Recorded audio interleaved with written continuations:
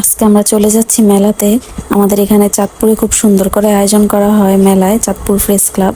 তো এই যে চলে আসলাম, মেয়ে বাবা আমি সবাই একসাথে আসলাম। ও মা গো, কি ভিড়, কি অবস্থা, হাঁটাই যায় না, এই অবস্থায় এত ভিড়।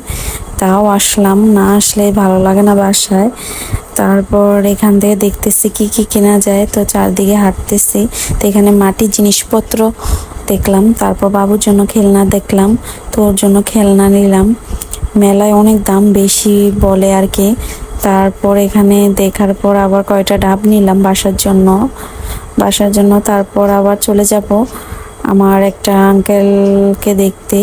তো এই যে যাচ্ছি।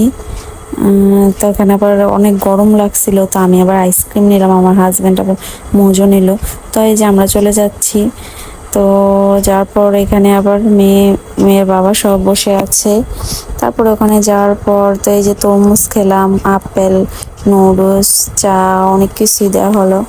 এই তো, কেমন হয়েছে ব্লগটা অবশ্যই কমেন্টে জানাবেন।